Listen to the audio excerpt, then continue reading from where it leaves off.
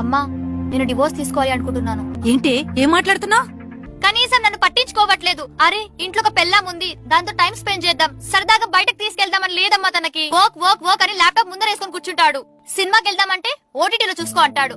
Shopping వెళ్దామంటే online లో order పెట్టుకో అంటాడు. కనీసం సరదాగా లంచ్ ఆర్ డిన్నర్ చేద్దామంటే కూడా స్విగ్గీలో ఆర్డర్ పెట్టుకో, కలిసి తిందామంటాడు.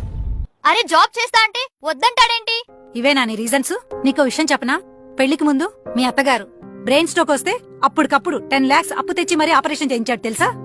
మాకీ విషయం పెళ్లికి ముందే చెప్పాడు. తనకొచ్చిన శాలరీతో ఈఎంఐలు కట్టుకుంటూ లోన్ మొత్తం క్లియర్ చేసుకోవచ్చు. కానీ అలా చేస్తే నువ్వెక్కడ ఇబ్బంది పడతావోనని నీకోసం, కేవలం నీకోసం తను ఓవర్ టైం చేస్తున్నాడే.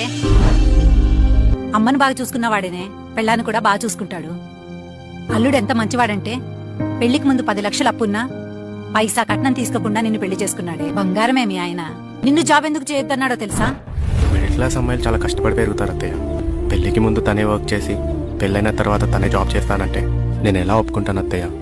అందుకే వద్దాను. పెళ్లికి ముందు అబ్బాయిలు అల్లరిచిల్లరుగా ఉంటారేమో కానీ వన్స్ పెళ్ళయ్యాక బాధ్యతలన్నీ వాళ్ళ భుజాన్ని వేసుకుంటారు. వాళ్ళకి మనం ఏమైనా హెల్ప్ చేయాలి అనుకుంటే వాళ్ళని అర్థం చేసుకుని బాగా చూసుకోవటమే. అంతకు మించి మనం ఏం చేయలేమమ్మా.